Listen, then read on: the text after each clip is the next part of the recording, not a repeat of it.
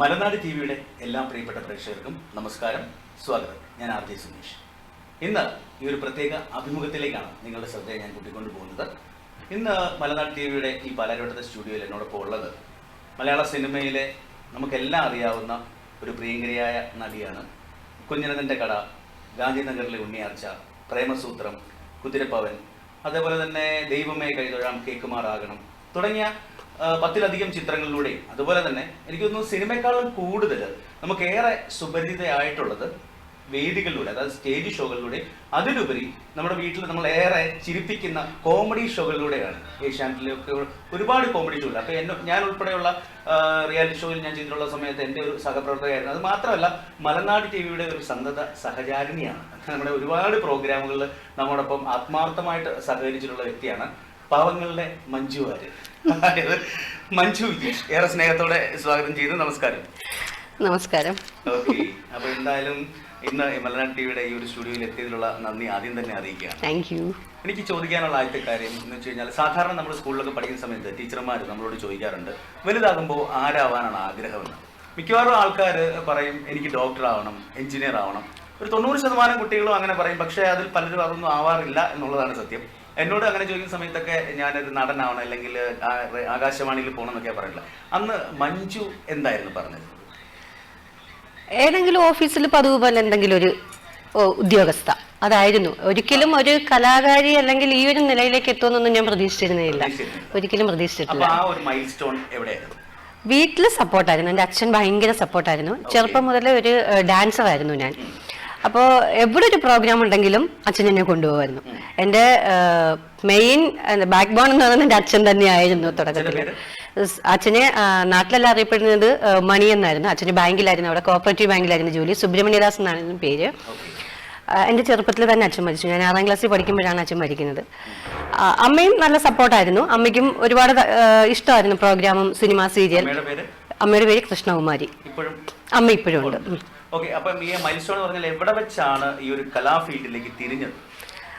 ഞാനൊരു 8ാം ക്ലാസ്സിൽ പഠിക്കുമ്പോഴാണ് ആദ്യമായിട്ട് മൂവി ക്യാമറയുടെ മുമ്പിൽ വരുന്നത്.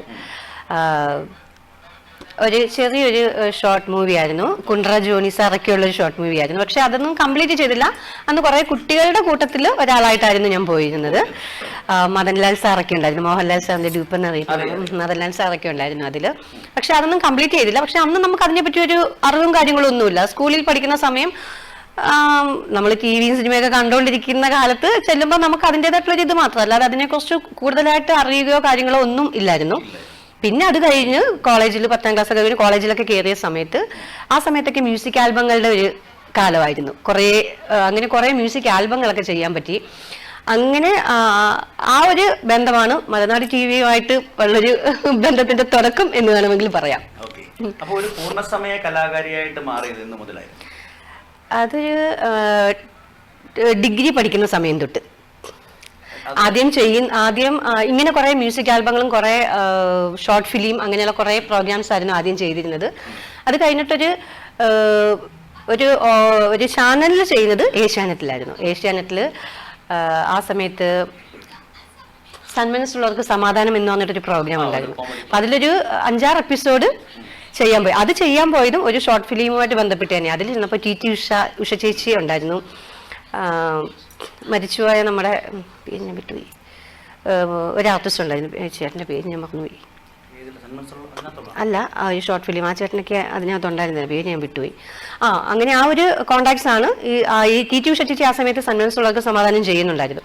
അപ്പം ഞാൻ ചെല്ലുന്ന സമയത്ത് മച്ചാൻ വർഗീസ് ആ ചേട്ടനൊക്കെ ഉണ്ടായിരുന്നു. അപ്പൊ അവരുടെ കൂടെ ഒക്കെ അഭിനയിക്കാനുള്ളൊരു ഭാഗ്യം കിട്ടിയിട്ടുണ്ട് എനിക്ക്. അതായിരുന്നു ഞാൻ ആദ്യമായിട്ട് ചെയ്യുന്ന ഒരു പബ്ലിക് പ്ലാറ്റ്ഫോമിൽ ഒരു വലിയ ചാനലിൽ ചെയ്യുന്ന ഒരു പ്രോഗ്രാം എന്ന് പറയുന്നത്. ആദ്യം ചെയ്യുന്നത് സന്മനസ്സുള്ളവർക്ക് സമാധാനം എന്ന് പറഞ്ഞിട്ടൊരു പ്രോഗ്രാം. ശരിക്കും ഒരു ബാക്ക് സപ്പോർട്ട് ഇല്ലാതെ, നെപ്പോട്ടിസം അല്ലാതെ ഈ ഒരു ഫീൽഡിലേക്ക് എത്തിപ്പെടുക എന്ന് പറയുന്നത് കഴിവുകൊണ്ട് മാത്രം. അപ്പം ആ വന്ന സമയത്ത് നല്ല സ്മൂത്ത് ആയിട്ടാണോ വന്നത്, അതോ കഷ്ടപ്പാടുകളുണ്ട്? ഒരുപാട് കഷ്ടപ്പാടുകൾ ഉണ്ടായിരുന്നു. സപ്പോർട്ട് ചെയ്യാൻ ആരും ഉണ്ടായിരുന്നില്ല. ഈ പറഞ്ഞ മാതിരി അച്ഛൻ മരിച്ചു കഴിഞ്ഞപ്പോൾ അമ്മയ്ക്ക് ജോലി കിട്ടി. അപ്പൊ എന്നെ ഇങ്ങനെ ഓരോ പ്രോഗ്രാം ഒക്കെ വരുമ്പോൾ കൊണ്ടുപോകാനും വരാനും ഒന്നും ആൾക്കാരുണ്ടായിരുന്നില്ല. ഇളയ ആങ്ങളെയായിരുന്നു കൂടെ വന്നിരുന്നത്. അവൻ ഈ ഫീൽഡുമായിട്ടൊന്നും വലിയ കാര്യമായിട്ട് അടുപ്പമൊന്നും ഇല്ലാത്തത് കൊണ്ട് അവന് കുറച്ച് ബുദ്ധിമുട്ടായിരുന്നു. പിന്നെ കുറെ വർഷം അങ്ങനെ കുറെ പ്രോഗ്രാമും കാര്യങ്ങളുമായിട്ട് അങ്ങനെ പോയി. അതിനുശേഷം ഇതൊരു സീരിയസ് ആയിട്ട് എടുത്തു തുടങ്ങിയത് കല്യാണത്തിന് ശേഷമാണ്. ഹസ്ബൻഡിന്റെ ഫുൾ സപ്പോർട്ട് ഉള്ളത് കൊണ്ട് എന്ത് കഷ്ടപ്പെട്ടും എന്റെ കൂടെ വരാനും എന്ത് കഷ്ടപ്പാട് സഹിച്ചു എന്റെ കൂടെ നിൽക്കാനും ഒക്കെ എനിക്ക് തോന്നുന്നു എന്നേക്കാൾ കൂടുതൽ താല്പര്യം പുള്ളിക്കായിരുന്നു. ബിജീഷ്. ഇവിടെ കൊച്ചിയിൽ ഇൻഫോ പാർക്കിൽ വർക്ക് ചെയ്യുന്നു. ശരിക്കും പറഞ്ഞാൽ ഒരു അമ്മയോട് 3 മക്കളിലെ ഏറ്റവും ഇഷ്ടം ആരെയാന്ന് ചോദിച്ചു കഴിഞ്ഞാൽ 3 പേരെയും എന്ന് പറയാം. അതുകൊണ്ട് തന്നെ ഞാൻ ചോദിക്കുകയാണ്, വേദികളിൽ അറിയപ്പെടുന്ന നല്ല രീതിയിൽ പെർഫോം ചെയ്യുന്ന ലൈവ് പെർഫോം ചെയ്യുന്ന ഒരു കലാകാരിയാണ്, മിനി സ്ക്രീനിലെ കോമഡി ഷോകളിൽ നല്ല രീതിയിൽ തിളങ്ങുന്ന ഒരു കലാകാരിയാണ്, സിനിമകളിലും നല്ല രീതിയിൽ അഭിനയം കാഴ്ചവെക്കുന്ന ഒരു കലാകാരിയാണ്. അപ്പം ഈ 3 ഫീൽഡിൽ ഏറ്റവും കൂടുതൽ കംഫർട്ടബിൾ ആയിട്ട് തോന്നിയിട്ടുള്ളത് ഏതിനോടാണ്? ഒരു കലാകാരി എന്ന നിലയിൽ ഇത് 3 നമുക്ക് വേണ്ടുന്ന സംഭവം തന്നെയാണ്. ഒന്നിനെ മാറ്റി നിർത്തി ഒന്ന് എന്ന് നമുക്ക് പറയാൻ പറ്റില്ല. കാരണം സിനിമ TV ചെയ്തെങ്കിലേ ഓഡിയൻസിന് മുമ്പിൽ ചെല്ലുമ്പോൾ അവർക്ക് നമ്മളെ ഐഡന്റിഫൈ ചെയ്യാൻ പറ്റുള്ളൂ. നമുക്കൊരു അംഗീകാരം കിട്ടണമെന്നൊക്കെ ചെയ്യുന്നത് അങ്ങനെ. അല്ലാതെ നമുക്കൊരു സാറ്റിസ്ഫാക്ഷൻ ഓൺ സ്പോട്ടിൽ കിട്ടണമെങ്കിൽ സ്റ്റേജ് പ്രോഗ്രാം ചെയ്യുന്നത് തന്നെയാണ്. ഇപ്പോ കൊച്ചിൻ സ്റ്റേജ് ഇന്ത്യ എന്ന് പറഞ്ഞിട്ട് മധു പുന്നപ്ര ഡയറക്റ്റ് ചെയ്യുന്ന ആ ഒരു ട്രൂപ്പിന്റെ കൂടെയാണ് ഇപ്പോൾ ഒരു 2-3 വർഷമായിട്ട് നിൽക്കുന്നത്. വർഷങ്ങളായിട്ടുള്ള പരിചയമാണ് മധുചേട്ടനുമായിട്ട്. ഇപ്പൊ ഒരു 4 വർഷമായിട്ട് മധുചേട്ടന്റെ കൂടെയാണ് പ്രോഗ്രാം. മധുരോത്സവം എന്നാണ്? അതെ, തീർച്ചയായും മധുരോത്സവം. വർഷങ്ങളായിട്ട് എനിക്കറിയാം. എന്റെ ഒരു സുൽത്താനിയനാണ്. 2002 അദ്ദേഹം ഒരു ആൽബം ഷൂട്ട് ചെയ്ത സമയത്ത് അതിലൊരു നായകനായിട്ട് അഭിനയിക്കാനുള്ള ഭാഗ്യം ഉണ്ടായിട്ടുണ്ട്. മധുചേട്ടാ ഒരു ഹായ് തരികയാണ്. അതെ, തീർച്ചയായിട്ടും. മാത്രമല്ല മനോഹരനെ മറന്നിട്ടില്ല കേട്ടോ. ഇപ്പൊ എന്തായാലും അതൊരു മനോജേട്ടൻ നാടൻ പാട്ടിന്റെ ട്രിപ്പുമായിട്ട് കുട്ടനാട് കണ്ണകി എന്ന് പറഞ്ഞിട്ട് ട്രിപ്പായിട്ട് മനോജേട്ടൻ. മഹാദേവനൊക്കെ ഇപ്പം സിനിമയിൽ അഭിനയിച്ചു. അതെ, ഇപ്പൊ പുതിയ സിനിമ ശുക്രൻ എന്ന് പറഞ്ഞിട്ട് ബിബിൻ ജോർജിന്റെ സിനിമയിൽ അഭിനയിച്ചിട്ട് അവരൊരു എന്താ പറയുക കലാകുടുംബം തന്നെയാണ്. അപ്പൊ എന്തായാലും ഈ വേദികളിൽ പെർഫോം ചെയ്യുമ്പോഴാണ് നമുക്ക് പ്രതീക്ഷിക്കാത്ത അനുഭവങ്ങൾ ഉണ്ടാവുന്നത്. തീർച്ചയായിട്ടും. അപ്പം ഏറെ സന്തോഷിപ്പിച്ച ഒരു അനുഭവം ആദ്യം പറയുന്നു, സങ്കടപ്പെടുത്തിയ അനുഭവം ആദ്യം പറയുന്നു. ഇത് രണ്ടും നമുക്ക് സ്ഥിരമായിട്ട് കിട്ടാവുന്ന സംഭവങ്ങൾ തന്നെ. വേദികളാവുമ്പോൾ അറിയാമല്ലോ. അതെ, ഒരു സ്റ്റേജ് ആർട്ടിസ്റ്റ് എന്ന നിലയിൽ അറിയാവുന്ന കാര്യം തന്നെയാണ്. ഓരോ സ്ഥലത്ത് ചെന്ന് നമ്മുടെ പ്രോഗ്രാം വിജയിക്കുമ്പോഴുള്ള അവരുടെ സന്തോഷവും ആ ഒരു സ്നേഹ പ്രകടനവും ഒക്കെ കാണുമ്പോൾ നമുക്ക് ഭയങ്കര സന്തോഷം തോന്നും. നമ്മൾ എത്ര കഷ്ടപ്പെട്ടിട്ടും ചില സ്റ്റേജുകളിൽ നമ്മൾ ഫ്ലോപ്പ് ആവാറുണ്ട്. അത് നമ്മളുടെ തെറ്റുകൊണ്ടായിരിക്കണം എന്നില്ല. ടെക്നിക്കൽ പ്രോബ്ലം ആവാം, ചിലപ്പോൾ സമയത്തിന്റെ പ്രശ്നമാവാം. കാരണം ഇപ്പോഴൊക്കെയാണല്ലോ നമുക്കൊരു സമയ ക്രമീകരണം വന്നത്. മുമ്പ് 2 മണി 1 മണി ആ ഒരു സമയത്തൊക്കെ ആയിരുന്നു മിക്കപ്പോഴും പ്രോഗ്രാം ചെയ്തുകൊണ്ടിരുന്നത്. അപ്പൊ ആ സമയത്തൊക്കെ എന്ന് വെച്ച് കഴിഞ്ഞാൽ ചില സ്ഥലങ്ങളിൽ കോമഡിയൊക്കെ ചെയ്യാന്ന് പറഞ്ഞു കഴിഞ്ഞാൽ ആ ഒരു സ്ഥലത്തെ ആൾക്കാരുടെയൊക്കെ ഒരു നമുക്ക് ആരെയും കുറ്റം പറയുന്നില്ല, എന്നാൽ പോലും അത് വെച്ചിട്ടൊക്കെ കുറച്ച് ബുദ്ധിമുട്ടുള്ള കാര്യങ്ങളൊക്കെ ആയിരുന്നു. അങ്ങനെയുള്ള സ്ഥലങ്ങളിൽ ചില പ്രശ്നങ്ങളൊക്കെ ഉണ്ടായിട്ടുണ്ട്. വലിയ പ്രശ്നങ്ങളൊന്നും നമുക്ക് അങ്ങനെ ഇതുവരെ ഫേസ് ചെയ്യേണ്ടി വന്നിട്ടില്ല. ഏറ്റവും കൂടുതൽ സന്തോഷം തോന്നിയ ഒരു അനുഭവം ഇപ്പോഴും സ്റ്റേജിൽ ചെല്ലുമ്പോ സാധാരണക്കാരായ ആൾക്കാർ നമ്മുടെ അടുത്ത് നിന്ന് കാണിക്കുന്ന സ്നേഹമുണ്ടല്ലോ, അതിൽ ഒരു കവർത്തരമുള്ള റിയൽ ആയിട്ടുള്ള ഒരു സ്നേഹമാണ്. അവർക്ക് TV-യിൽ കണ്ടിട്ടുള്ള ഒരു അല്ലെങ്കിൽ അങ്ങനെയുള്ള മാധ്യമങ്ങളിലൂടെ കണ്ടിട്ടുള്ള ഒരു പരിചയം മാത്രമേ ഉള്ളൂ. നമ്മൾ എന്താണ് ആരാണ് എന്നൊന്നും അവർക്കറിയില്ല. എന്നാലും അവർ നമുക്ക് തരുന്ന ആ ഒരു സ്നേഹം, നമ്മളോട് അവരുടെ ഒരു വീട്ടിലൊരംഗം അല്ലെങ്കിൽ അവരുടെ ഒരു മകള് അനിയത്തി, ആ ഒരു സ്നേഹമൊക്കെ അതൊരു ഭയങ്കര സ്നേഹം തന്നെയാണ്. ഭയങ്കര ഒരു അനുഭവമാണ് അത് എപ്പോഴും. ഈ ഒരുപാട് കോമഡി ഷോകളിൽ പെർഫോം ചെയ്തിട്ടുണ്ട്. അതിൽ ഏറ്റവും കൂടുതൽ സംതൃപ്തി നൽകിയ കഥാപാത്രം ഏതായിരുന്നു? അതെപ്പോ ചെന്നാലും എവിടെ ചെന്നാലും പറഞ്ഞത് ഏഷ്യാനെറ്റിലെ ബാഹുബലി സിനിമ സ്പൂഫ് ചെയ്തൊരു സംഭവം. ഇന്നലെയും കൂടി അത് പറഞ്ഞതേ ഉള്ളൂ. ഇന്ന് ഇങ്ങനെ ഓട്ടോയിൽ വരുന്ന സമയത്ത് ഓട്ടോ ചേട്ടൻ പറഞ്ഞു എവിടെ പോയി നിങ്ങളുടെ ബാഹുബലി എന്നൊക്കെ ചോദിച്ചു. അപ്പൊ നമ്മുടെ മലനാട് ടിവിയുടെ പ്രേക്ഷകർക്ക് വേണ്ടി അതിലെ ഒരു ഡയലോഗ് ഒന്ന് പെർഫോം ചെയ്യാമോ? ഡയലോഗ് ആയിട്ടില്ല, അത് റെക്കോർഡിംഗ് സ്കിറ്റ് ആയിരുന്നു. അതിനകത്തൊരു പാട്ടാണ് മെയിൻ ആയിട്ട് വന്നത്. ബാബു നീ തേക്കടാന്ന് പറഞ്ഞ അതെ, ആ ഒരു പാട്ടാണ്.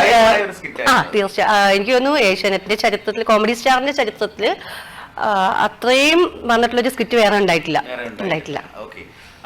അതിൽ അഭിനയിച്ച രോഹിണി ചേച്ചിയുടെ ഒക്കെ മുമ്പിലാണ് ആ ഒരു പ്രോഗ്രാം ചെയ്യാനുള്ളൊരു ഭാഗ്യവും കിട്ടിയത്. ഫാമിലി ഹസ്ബൻഡിന്റെ പേര് വിജീഷ് വിജയൻ, ഒരു മകൾ വിസ്മയ, ഇപ്പൊ 10ാം ക്ലാസ്സിൽ പഠിക്കുന്നു. മോളിപ്പോ നാട്ടില് പുനലൂരാണ് സ്വദേശം, കൊല്ലം പുനലൂര്. പോയിട്ടുണ്ട്. കലോത്സവം ഉദ്ഘാടനം ചെയ്യാനൊക്കെ പോയിട്ടുണ്ട്. പക്ഷേ സ്കൂളിലൊക്കെ പലരും ചോദിക്കുക ഇതാ സീരിയൽ നടിയുടെ മകളിൽ എന്നൊക്കെ ചോദിക്കുമ്പോ വന്ന് പറയും അമ്മയെ കുറിച്ച് ഇങ്ങനെയൊക്കെ പറഞ്ഞു കേട്ടോ എന്നൊക്കെ പറഞ്ഞെന്ന് പറയും. പക്ഷെ പുള്ളിക്കാരത്തിക്ക് അങ്ങനെയുള്ളൊരു ഞാനൊരു ആർട്ടിസ്റ്റിന്റെ മകളാണ് അങ്ങനെയുള്ള ഇതൊന്നുമില്ല. ഒരു സാധാരണ കുടുംബം അങ്ങനെ തന്നെയാണ് നമ്മൾ വളരുന്നതും. ഇത് എന്റെ ഒരു പ്രൊഫഷൻ എന്ന രീതിയിൽ മാത്രമേ നമ്മൾ ഇതിനെ കൊണ്ടുപോകുന്നുള്ളൂ.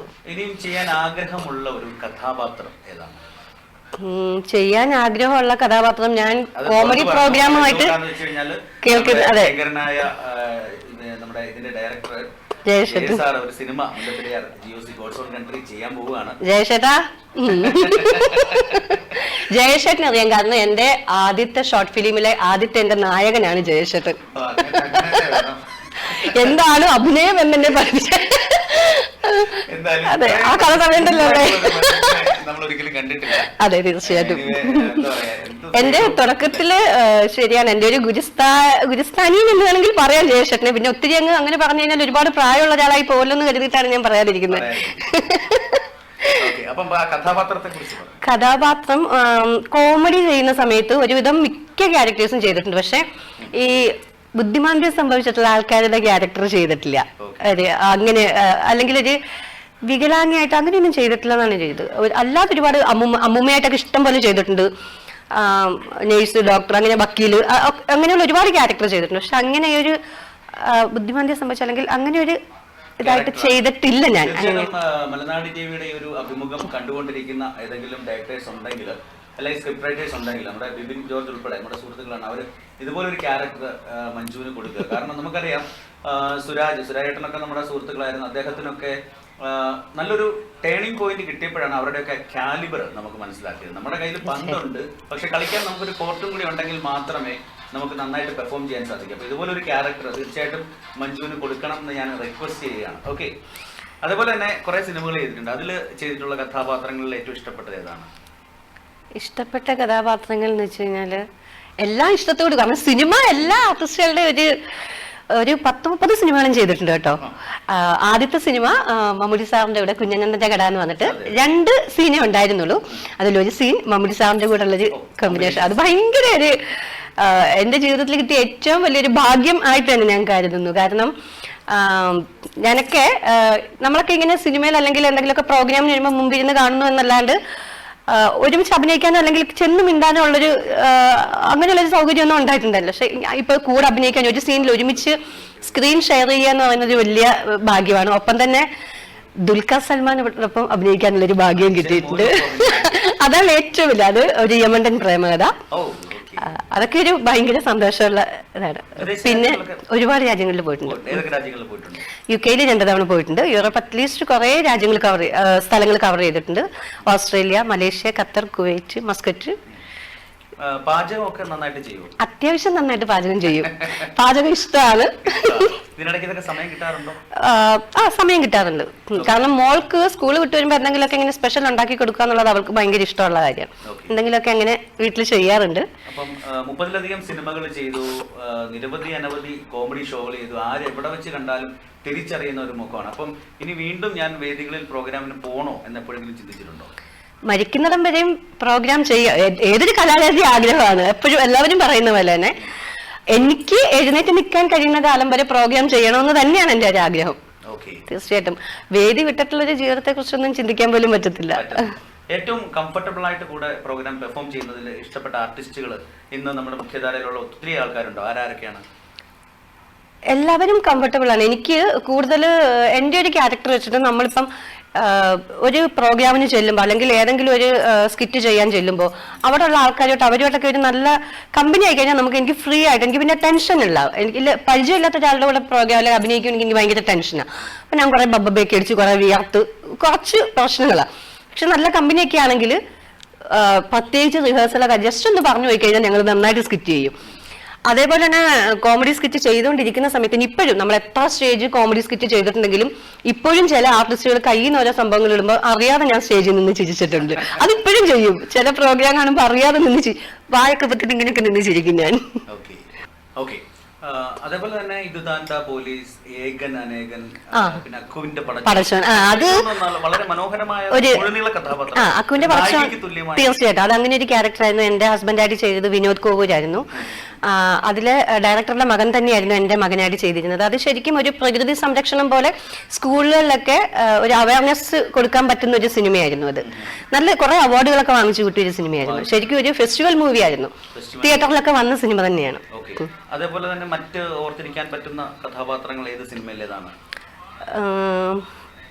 എനിക്ക് ഒരുപാട് ഇഷ്ടമുള്ള ഒരു നടനായിരുന്നു എന്റെ ചെറുപ്പകാലത്ത് എനിക്ക് ജയറാമേട്ടൻ. ജയറാമേട്ടൻ. ജയറാമേട്ടന്റെ കൂടെ ഒപ്പം അഭിനയിക്കാൻ പറ്റിയത് ഒരു വലിയ ഭാഗ്യമായിട്ട്. അത് ഞാൻ വേറെ കുറെ ഇന്റർവ്യൂലൊക്കെ ഞാൻ പറഞ്ഞിട്ടുണ്ട്. എനിക്ക് ഭയങ്കര പഠിക്കുന്ന സമയത്ത് എന്റെ ഒരു പുസ്തകം 10ാം ക്ലാസ്സിലൊക്കെ പഠിക്കുമ്പോൾ ഒരു പുസ്തകം നിറയെ ജയറാമേട്ടന്റെ ഫോട്ടോ ആയിരുന്നു.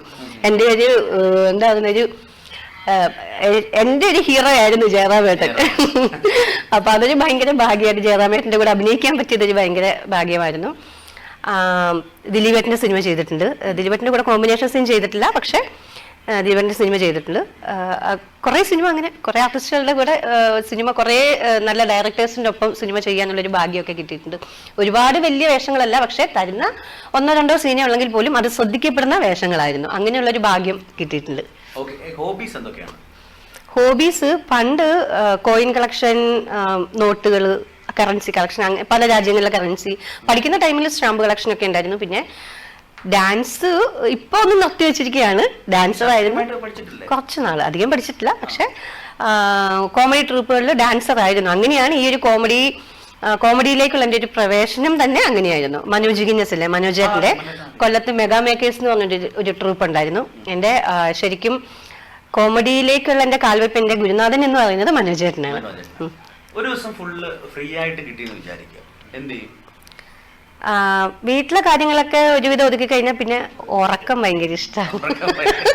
കാരണം ഉറക്കമാണ് വേദികളിൽ പെർഫോം ചെയ്യാൻ പോകുന്നത്. ഉറക്കം ഭയങ്കര ഇഷ്ടമുള്ള കാര്യമാണ്. ഉദാഹരണം പറഞ്ഞു കഴിഞ്ഞാൽ തിരുവോണ ദിവസം ഇതുപോലെ ഒരു പ്രോഗ്രാം ഞാൻ അന്ന് സ്റ്റാർ വേൾഡിലാണ്, കൊച്ചിൻ സ്റ്റാർ വേൾഡിലാണ് സണ്ണി ഗീതാഞ്ജലി ഇടുന്നത്. ഒരു സെക്കൻഡ് പ്രോഗ്രാം ഉള്ളത് കൊണ്ട് ഫസ്റ്റ് പ്രോഗ്രാം സ്ഥലത്തേക്ക് പോകുന്ന ആൾക്കാർ കൂടാതെ 2 പേര് സെക്കൻഡ് പ്രോഗ്രാമിന് കൊട്ടപ്പുറം കെട്ടാൻ പോകും. പക്ഷെ തിരുവോണം ആയതുകൊണ്ട് കടകൾ ഒന്നും തൊട്ടില്ല, കയ്യിൽ ഇഷ്ടം പോലെ ക്യാഷ് ഉണ്ട്. അന്ന് പട്ടിണിയായിരുന്നു. അങ്ങനെ അയ്യോ, അതുണ്ടായിട്ടുണ്ട്. അത് എറണാകുളത്ത് താമസിക്കുന്ന സമയത്താണ്. മോളെ ഓൾറെഡി അങ്ങ് നാട്ടിലങ്ങാക്കും പ്രോഗ്രാം ഉള്ള സമയത്ത്. കാരണം ഈ യാത്രയിൽ അന്ന് ഞങ്ങൾക്ക് കാർ ഉണ്ടായിരുന്നില്ല. അപ്പൊ കൂടുതലും ബസ്, ഓട്ടോ അങ്ങനെയൊക്കെ ആയിരുന്നു പോകുന്നത്. തിരുവോണ സമയത്ത് ഇതേപോലെ കൂത്താട്ടുകുളത്ത് ഒരു പ്രോഗ്രാമിന് പോയിട്ട് തിരിച്ചു വരാൻ വണ്ടി കിട്ടിയില്ല. കുറെ ബുദ്ധിമുട്ടി. ഈ പറഞ്ഞ മാതിരി പട്ടിണി തന്നെയായിരുന്നു. പട്ടിണിയൊക്കെ പിറ്റേന്ന് നേരം വെളുത്തപ്പോഴൊക്കെയാണ് ബസ് കിട്ടി വീട്ടിലെത്തിയത്. കുറെ ബുദ്ധിമുട്ടുകൾ അങ്ങനെ അനുഭവിച്ചിട്ടുണ്ട്. ഈ കലാകാരിയായിട്ട് അമ്മ ഇങ്ങനെ വേദികൾ തോറും ഇങ്ങനെ കറങ്ങി നടക്കുന്ന സമയത്ത്, അല്ലെങ്കിൽ അഭിനയിക്കാൻ പോകുന്ന സമയത്ത് മോൾക്ക് അമ്മയെ മിസ് ചെയ്യാറുണ്ടോ? മിസ് ചെയ്യാറുണ്ട്. അവൾക്ക് ഒരു പ്രായം വരെ അവൾക്ക് അച്ഛനായിരുന്നു കൂടുതൽ മിസ്സിങ്. അച്ഛനെ മതിയായിരുന്നു, അച്ഛൻ മകളായിരുന്നു. പിന്നെ തീർച്ചയായിട്ടും അതെ അച്ഛനോടാണ് കാര്യം. പിന്നെ മെച്ചൂറൊക്കെ ആയി കഴിഞ്ഞപ്പോഴത്തേക്കിനും എന്നെ മിസ് ചെയ്യാൻ തുടങ്ങി. പിന്നെ ഇപ്പം അമ്മ വേണം എല്ലാ കാര്യത്തിനും. ചോദിക്കും, അമ്മ പോകണോ അമ്മയെ? അമ്മ പോയെങ്കിലേ മോടെ കാര്യം നടക്കുള്ളൂ. സംവിധാനം അങ്ങനെ ഒരു ആഗ്രഹം മനസ്സിലുണ്ടോ? സംവിധാനത്തെ കുറിച്ച് ഇതുവരെ ചിന്തിച്ചിട്ടില്ല. കഥ എഴുതില്ല, പക്ഷെ അത്യാവശ്യം ചിലപ്പോ ചില സങ്കടങ്ങളൊക്കെ വരുമ്പോ ഇങ്ങനെ ഒരു ഡയറി എടുത്ത് ഇങ്ങനെ എഴുതാറുണ്ട്. ആരും കാണിക്കാറൊന്നുമില്ല. ഇടയ്ക്ക് എപ്പോഴൊക്കെ ഹസ്ബൻഡ് ഇങ്ങനെ എടുത്ത് വെച്ച് നോക്കിയിട്ടുണ്ട്. എനിക്കത് തന്നെ തോന്നിയിട്ടുണ്ട്, ദൈവമേ ഞാൻ ഇത്രയൊക്കെ എഴുതുമെന്ന്. ചില സമയങ്ങളില് ഇങ്ങനെ ഇരിക്കുമ്പോൾ എനിക്ക് നല്ല രീതിയിൽ എനിക്ക് തോന്നി, ശരിയാ ഈ പറഞ്ഞ മാതിരി നല്ല രീതിയിലൊക്കെ എഴുതാൻ തുടങ്ങിക്കഴിഞ്ഞാൽ ചിലപ്പോൾ ഒരു മേഖലയിൽ ചെറുതായിട്ടൊക്കെ ഒന്ന് കൈവെക്കാൻ പറ്റുമെന്ന് തോന്നുന്നു. ഒന്ന് ശ്രമിക്കുക തീർച്ചയായിട്ടും. ഒരുപക്ഷെ ഇതിന്റെ ഒരു ഇൻസ്പിറേഷൻ നമ്മുടെ മലനാട് ടിവിയുടെ സ്റ്റുഡിയോയിൽ തന്നെ ആയിക്കോട്ടെ. അതെ, തീർച്ചയായിട്ടും. അതെ, തുടക്കമാവട്ടെ. തുടക്കത്തിൽ പറഞ്ഞിരുന്നു ഏതെങ്കിലും ഒരു ഓഫീസിലെ ഒരു സ്റ്റാഫ് ആയിരുന്നേനെ. അപ്പം എങ്കിലും ഒന്നുകൂടി ചോദിക്കുകയാണ്, ഇങ്ങനെ ഒരു കലാകാരി ആയില്ലായിരുന്നുവെങ്കിൽ എന്തായിരുന്നേനെ? ഒരു പക്ഷേ ഏതെങ്കിലും ബാങ്കിൽ എന്തെങ്കിലും മിക്കവാറും അങ്ങനെ തന്നെ ആകുള്ളായിരുന്നു. കുറച്ചു നാൾ ഞാൻ നമ്മുടെ നാട്ടിൽ തന്നെ ഒരു സ്കൂളിൽ ടീച്ചറായിട്ട് വർക്ക് ചെയ്തിരുന്നു. പക്ഷെ അതൊന്നും എന്നെ കൊണ്ട് അത്ര നടപ്പുള്ള ഇതല്ല. എനിക്ക് ഒരുപാട് സംസാരിക്കും, പക്ഷെ ഈ ആൾക്കാരെ മേയിച്ചു കൊണ്ടുപോവുക അല്ലെങ്കിൽ അവരെ കൺട്രോൾ ചെയ്ത് കൊണ്ടുപോകാന്നുള്ള അങ്ങനെയുള്ളൊരു പവറൊന്നുമില്ല. ദേഷ്യം വരും പെട്ടെന്ന്. ജീവിതത്തിൽ ഏറ്റവും കൂടുതൽ ഇൻസ്പയർ ചെയ്തിട്ടുള്ള സ്ത്രീ ആരാണ്? വനിത? എല്ലാരും പറയുന്ന പോലെ അമ്മ. കാരണം എന്റെ ചെറുപ്പത്തിൽ തന്നെ എനിക്ക് 2 ആങ്ങളമാരായിരുന്നു ഉള്ളത്. ഞാൻ 6ാം ക്ലാസ്സിൽ പഠിക്കുമ്പോഴേ അച്ഛൻ മരിക്കുന്നതെന്ന് പറഞ്ഞു. അപ്പൊ അമ്മയുടെ നല്ല ചെറുപ്പ സമയമായിരുന്നു. ഒരുപാട് അമ്മ വെറും തൊട്ടാവാടിയായിരുന്നു. ആ സമയത്ത് ഒരുപാട് ആൾക്കാർ പറഞ്ഞു വേറൊരു വിവാഹം കഴിക്കും, മക്കളെയൊക്കെ നോക്കണ്ടേ എന്നൊക്കെ പറഞ്ഞു. പക്ഷെ അതെല്ലാം 3 മക്കള്. എനിക്ക് 2 ആങ്ങളമാരാണുള്ളത്. മൂത്താളും ഇളയാളും ഉണ്ട്. അങ്ങനെയൊക്കെ പറഞ്ഞ സമയത്ത് അതൊന്നുമില്ല, മക്കൾക്ക് വേണ്ടിയിട്ട് അമ്മയുടെ നല്ല ജീവിതം മുഴുവൻ മാറ്റി അമ്മ ഞങ്ങൾക്ക് വേണ്ടിയിട്ട് ജീവിച്ചത്. വേറെ ഒരു റോൾ മോഡലായിട്ട് വേറെ ആരും, മഞ്ജു ചേച്ചി ഇഷ്ടമാണ്. മഞ്ജു വാര്യരെ മഞ്ജു ചേച്ചി ഭയങ്കര ഇഷ്ടം. അത് ഒരു ഭയങ്കര ലക്കായിരുന്നു. കാരണം ചേച്ചിയുടെ കൂടെ ഒരു സിനിമയിൽ അഭിനയിക്കാൻ ഒരു അവസരം കിട്ടി, പക്ഷെ എനിക്കത് മിസ്സായി പോയായിരുന്നു. അന്ന് നമ്മൾ ഈ വേറൊരു പ്രോഗ്രാം ഓൾറെഡി ഏറ്റിട്ടുണ്ടെങ്കിൽ പിന്നെ എന്ത് വന്നാലും അങ്ങനെ എനിക്ക് കുറേ സിനിമകൾ എനിക്ക് മിസ്സായിട്ടുണ്ട്. ഇപ്പം നമ്മളൊരു സ്റ്റേജ് ഷോ അല്ലെങ്കിൽ എന്തെങ്കിലും ഒരു ഷൂട്ടോ ഓൾറെഡി ഏറ്റിട്ടുണ്ടെങ്കിൽ അത് സിനിമ വരുമ്പോഴത്തേക്കും അത് കളഞ്ഞിട്ട് പോവുക എന്ന് പറയുന്നത്, അത് എന്നെ കൊണ്ട് ഒരു കാര്യം പറഞ്ഞിട്ട് അതിൽ നിന്ന് മാറിപ്പോവാന്ന് പറയുന്നത് ഭയങ്കര കാരണം എനിക്കറിയാം ഒരാൾ മാറിക്കഴിയുമ്പോൾ അവർക്ക് എന്തോരം നഷ്ടമാണ് അല്ലെങ്കിൽ ബുദ്ധിമുട്ടാണെന്നുള്ള കാര്യം നന്നായിട്ട് പലപ്പോഴും കണ്ടിട്ടുള്ള പലരും പറഞ്ഞും കേട്ടിട്ടുണ്ട്. അതെ, ഭയങ്കര ഒരു ആഗ്രഹമായിരുന്നു മഞ്ജു ചേച്ചിയെ കാണണമെന്നുള്ളത്. ആ സിനിമ നഷ്ടമായതുകൊണ്ട് എനിക്ക്. അപ്പോൾ അങ്ങനെ ഇരിക്കുമ്പോൾ ഫ്ലവേഴ്സ് ഒരു കൂടി ശ്രീകണ്ഠൻ നായർ സാർ ചെയ്യുന്നൊരു പ്രോഗ്രാം ഉണ്ട്. അപ്പൊ അതിലേക്ക് ഒരു പ്രോഗ്രാം അത് പങ്കെടുക്കാനായിട്ട് എന്നെ വിളിച്ചു. അപ്പൊ ഞാൻ ചെല്ലുമ്പോൾ ഓണ പ്രോഗ്രാം ഷൂട്ട് ചെയ്തുകൊണ്ടിരിക്കുക. അപ്പൊ രാവിലത്തെ എപ്പിസോഡ് മഞ്ജു വാര്യരാന്ന് പറഞ്ഞു. അപ്പൊ എനിക്ക് ഭയങ്കര സന്തോഷം. ഞാൻ എല്ലാവരും ചോദിച്ചു മഞ്ജു ചേച്ചി ഒന്ന് കാണാൻ പറ്റുമോ? കുഴപ്പമില്ല, മഞ്ജു വന്നു. മഞ്ജു വരുമ്പോഴത്തേക്കിന് മഞ്ജു ചേച്ചിയുടെ എപ്പിസോഡ് കഴിയുള്ളൂ എന്ന് പറഞ്ഞു. അപ്പോൾ നമ്മൾ സാധാരണ ഒരു ടെലിവിഷൻ അല്ലെങ്കിൽ അങ്ങനെ ഒരു എന്നെ അങ്ങനെ കാണുന്നുള്ളൂ. ഞാനൊരു വലിയ ആളാണെന്നുള്ള രീതിയിൽ ഇന്ന് വരെയും ഞാൻ നിന്നിട്ടില്ല. വളരെ സാധാരണക്കാരിയായിട്ട് ഞാൻ ഇപ്പോഴും പോകുന്നതും സംസാരിക്കുന്നതും നടക്കുന്നതും ഒക്കെ. അപ്പൊ ഞാൻ അവിടെ ചെന്നിട്ട് ചേച്ചിയുടെ എപ്പിസോഡ് കഴിഞ്ഞ് ചേച്ചി ഇറങ്ങി. അപ്പൊ കുറെ ആൾക്കാർ ഇങ്ങനെ ഫോട്ടോ എടുക്കാൻ ബഹളം വെക്കുന്നു. അപ്പൊ ഞാൻ അടുത്ത എപ്പിസോഡിന് വേണ്ടിയിട്ട് ഞാൻ റെഡി ആയിക്കൊണ്ടിരിക്കുകയായിരുന്നു.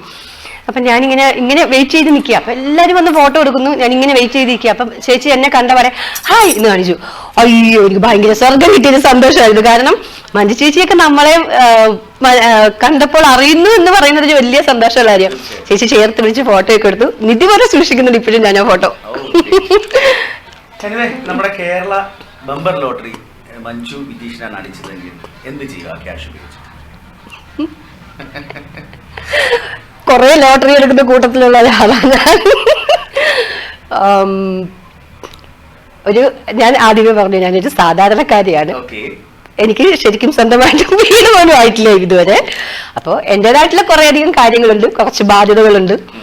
ഫാമിലി ആണെങ്കിലും ഞങ്ങളൊരു മിഡിൽ ക്ലാസ് ഫാമിലിയാണ്. അപ്പം നമ്മുടേതായിട്ടുള്ള കുറെ കാര്യങ്ങൾ, പിന്നെ ഇല്ലെങ്കിൽ പോലും കുറെ അനാഥാലയങ്ങൾ അങ്ങനെയുള്ള കുറെ ചെറിയ 500 രൂപയുള്ളൂ എങ്കിൽ പോലും കൊടുക്കാറുണ്ട്. പല ആൾക്കാരും സഹായങ്ങൾ തീർച്ചയായിട്ടും അങ്ങനെ മലനാട് ടിവിയുടെ കുറെ പ്രോഗ്രാംസിൽ പങ്കെടുക്കാനുള്ള ഒരു ഭാഗ്യം കിട്ടിയിട്ടുണ്ട്.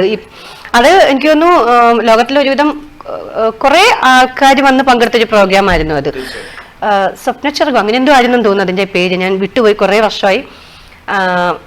അങ്ങനെ കുറെ ചാരിറ്റി കുറെ പ്രോഗ്രാമിൽ പങ്കെടുക്കാൻ പറ്റിയിട്ടുണ്ട്. ഇടയ്ക്ക് പറയണ്ടായി ആദ്യ നായകൻ നമ്മുടെ ചാനലിന്റെ മാനേജിംഗ് എഡിറ്റർ ശ്രീ ജയേഷ് അവർകളാണെന്ന്. അതെ. അപ്പോ അത് ശരിക്കും നമ്മുടെ ആദ്യത്തെ ഒരു എക്സ്പീരിയൻസ് ഒരു കാര്യം കൂടി പറയാനുണ്ട്. ഈ ജയേഷേട്ടൻ നായകൻ മാത്രമായിരുന്നില്ല ആ ഷോർട്ട് മൂവി അല്ല, ശരിക്കും 1 മണിക്കൂറുള്ള ഒരു ചെറിയ ഒരു സിനിമ തന്നെയായിരുന്നു അത്. നമ്മുടെ തോട്ടം തൊഴിലാളികളില്ലേ, അവരുടെ പ്രശ്നങ്ങളും അവരുടെ ജീവിതത്തെക്കുറിച്ചൊക്കെയുള്ള ഒരു സിനിമയായിരുന്നു. അതിലെ ക്യാമറമാൻ ജയേഷേട്ടനായിരുന്നു, സംവിധാനം ജയേഷേട്ടനായിരുന്നു, സംഭാഷണം ജയേഷേട്ടനായിരുന്നു, നായകൻ ജയേഷേട്ടനായിരുന്നു. അങ്ങനെ ഓൾ ഇൻ ഓൾ ശരിക്കും പറഞ്ഞു കഴിഞ്ഞാൽ അക്കാലത്ത് ഒരു സന്തോഷ് പണ്ഡിറ്റ് എന്ന് പറഞ്ഞാൽ നമ്മുടെ ജയേഷേട്ടനെ തീർച്ചയായിട്ടും അപ്പം അന്നത്തെ ഓർമ്മകളൊക്കെ പങ്കുവച്ചു. അതുകൂടാതെ അതിനുശേഷം പിന്നീട് നിങ്ങൾ ഒരുമിച്ച് എന്തെങ്കിലും വർക്കുകളൊക്കെ ചെയ്തിട്ടുണ്ടോ? ഒരുമിച്ച് ഇതേപോലെ ഞാനിങ്ങനെ ഒരു ഈ പറഞ്ഞ വീൽ ചെയറിന്റെ ഒരു പ്രോഗ്രാമിന് പോയപ്പോ അവിടെ വെച്ചിട്ട് ജയശേഖരനാണ് അത് അന്നത്തെ ആ ഒരു പ്രോഗ്രാം കവർ ചെയ്യുന്നതെന്ന് എനിക്ക് അറിയില്ലായിരുന്നു. ഇതേപോലെ സ്റ്റേജിലേക്ക് വിളിച്ചു. ഇത്രയും 2-3 ദിവസമായിട്ട് നടക്കുന്ന പ്രോഗ്രാം ഫുൾ കവർ ചെയ്ത മലനാട് ടി വി. എനിക്ക് മലനാട് ടി വി എന്ന് അറിയാമെങ്കിലും അതായത് ജയശ്രീ പ്രോഗ്രാം കവർ ചെയ്യാൻ പോകാൻ കാരണം എന്താണെന്നറിയോ? സുപ്രസിദ്ധയായ ഒരു സിനിമാ നടി അറിഞ്ഞില്ല, കവർ ചെയ്യാൻ വേണ്ടി അവിടെ എത്തിയത് ജയശേഖരൻ. അതെ, മഞ്ജു വിജീഷ് എന്നുള്ള കാര്യമൊന്നും ജയശേഖരൻ ആ സമയത്ത് അറിയിട്ടില്ല, മഞ്ജു എന്ന് മാത്രമേ അറിയുള്ളായിരുന്നു. അതുകൊണ്ടായിരിക്കാം ഞാനാണെന്ന് ജയശേഖരനാണ് ആ പ്രോഗ്രാം കവർ ചെയ്യുന്നതെന്ന് എനിക്കും അറിയാതിരുന്നത്. എന്തായാലും അത് ഭയങ്കര ഒരു സർപ്രൈസ് വിസിറ്റ് ആയിരുന്നു.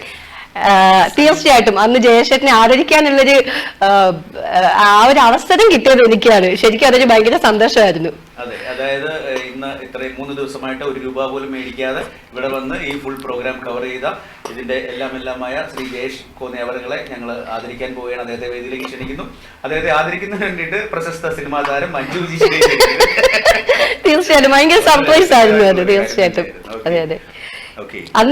അന്നും ഞാൻ ഈ കഥ പറഞ്ഞു, ജയേഷേട്ടൻ എന്റെ ആദ്യത്തെ നായകനാണ്, ആ ഒരു സിനിമയുടെ കാര്യങ്ങളൊക്കെ അന്നും പറഞ്ഞു. ജയേഷേട്ടന്റെ മോനൊക്കെ ഉണ്ടായിരുന്നു ആ സമയത്ത്, എനിക്കത് അറിയില്ലായിരുന്നു. അന്നത്തെ കാര്യങ്ങളൊക്കെ ഞാനിങ്ങനെ പബ്ലിക്കായിട്ട് വിളിച്ചു പറഞ്ഞു. പിന്നെ ഏട്ടൻ പറഞ്ഞു എന്റെ മോനെ വിളിച്ചു പോന്നു. അല്ല, അതില് ജലചേച്ചിയുള്ള ചേട്ടൻ ഒരിക്കലല്ല. ആണോ ജയേഷേട്ടാ? എന്റെ സെക്കൻഡ് ലാസ്റ്റ് ക്വസ്റ്റ്യൻ, ദൈവം മുമ്പിൽ വന്നിട്ട് ഒരു വരം ചോദിച്ചോളൂ എന്ന് പറഞ്ഞാൽ എന്തായിരിക്കും ദൈവത്തിനോട് ആവശ്യപ്പെടുക? അടുത്ത ജന്മത്തിൽ ഒരു കലാകാരിയായിട്ട് മാറണേന്ന്. അവസാനമായിട്ട് നമ്മുടെ പ്രിയങ്കരായ മലനാട് ടിവിയുടെ പ്രേക്ഷകരോട് എന്താണ് പറയാനുള്ളത്? മലനാട് ടിവിയുടെ 15ാം വാർഷികം ആഘോഷിക്കുന്ന ഈ സമയത്ത് മലനാട് ടിവിക്ക് ഇത്രയും സപ്പോർട്ട് കൊടുത്ത എല്ലാ പ്രേക്ഷകർക്കും എൻ്റെ ഹൃദയം നിറഞ്ഞ നന്ദി പറയുകയാണ്. ഈ ഒരു സപ്പോർട്ട് ഇനിയും വരും കാലങ്ങളിൽ മലനാട് ടിവിയുടെ കരുത്തായ മുന്നോട്ടുള്ള പ്രവർത്തനത്തിന് ഉണ്ടായിരിക്കണം. ഒപ്പം വളർന്നു വരുന്ന കലാകാരന്മാർക്കും കലാകാരികൾക്കും ഒക്കെ നിങ്ങളുടെ ഒരു സപ്പോർട്ടൊക്കെ ഉണ്ടാവണം. ജയേഷേട്ടന് പ്രത്യേകം നന്ദി പറയുകയാണ് ഈ ഒരു പ്രോഗ്രാമിൽ. ജയേഷേട്ടന് ശരിക്കും പറഞ്ഞാൽ ഞാൻ പറഞ്ഞില്ലേ എൻ്റെ ആദ്യത്തെ നായകനാണ്, അപ്പോൾ അത്രയും നല്ല അടുപ്പമുള്ള ഒരാളാണ്. നന്ദി പറയേണ്ട ആവശ്യമില്ല. എന്നാൽ പോലും ഒരു സ്ഥാപനത്തിന്റെ മുകൾ തട്ടിലിരിക്കുന്ന ഒരാളെന്ന നിലയിൽ തീർച്ചയായിട്ടും ജയേഷേട്ടനോടുള്ളത് നന്ദി പറയുകയാണ്. അപ്പം പ്രിയപ്പെട്ട ജയേഷ് എസ്വിയോടും സുമേഷിനോടും ഒക്കെ ഉള്ളത് നന്ദി പറയാണ്. മലനാട് ടി വി ഇനിയും ഒരുപാട് ഉയരങ്ങളിലെത്തട്ടെ. എല്ലാവിധ ആശംസകളും. ഒരുപാട് നന്ദി. പ്രിയപ്പെട്ട പ്രേക്ഷകരെ, ഇത്രയും നേരം നമ്മോടൊപ്പം ഉണ്ടായിരുന്നത് നമ്മുടെ പ്രിയങ്കരിയായ അഭിനേത്രി, നമ്മളെയൊക്കെ ഒരുപാട് കുടുകുടെ ചിരിപ്പിച്ച് നമ്മുടെ ആയുസ് കൂട്ടിയിട്ടുള്ള കലാകാരി, സ്റ്റേജ് ആർട്ടിസ്റ്റ്, അങ്ങനെ നർത്തകി, അങ്ങനെ ഒരുപാട് തലങ്ങളിൽ പ്രശസ്തയായ സുപരിചിതയായ പ്രിയങ്കരിയായ കലാകാരി മഞ്ജു വിജീഷ് ആയിരുന്നു. ഇത്രയും നേരം വളരെ രസകരമായ രീതിയിൽ വളരെ എളിമയോടെ നമ്മളോട് സംസാരിച്ചു. നമുക്കെല്ലാം നല്ലൊരു പോസിറ്റീവ് വൈബ് സമ്മാനിക്കാൻ തീർച്ചയായിട്ടും മഞ്ജു വിജീഷിനായിട്ടുണ്ട്. വളരെ തിരക്കുകൾക്കിടയിലും ഇന്ന് നമ്മുടെ സ്റ്റുഡിയോയിലെത്തി ഇത്രയും നേരം നമ്മളോട് സഹകരിച്ചതിനുള്ള നന്ദി ഒരിക്കൽ കൂടി ഹൃദയപൂർവ്വം അറിയിക്കുന്നു. Thank you so much. It's me RJ. Sumesh signing off. Thank you. Malanad T V India, മലയാണ്മയുടെ ഹൃദയതാളം. മലനാട് ടി വി ഇന്ത്യ, മലയാണ്മയുടെ ഹൃദയതാളം. You are watching Malanad TV India, the first national integration channel. This program brought to you by Parakat Nature Hotels and Resorts. DQ Face and Body Skin Friendly Soap. ICCS College of Engineering and Management. Mascom TMT 500D Steel Bars. പിന്തുടരാൻ ഒരു മികച്ച മാതൃക.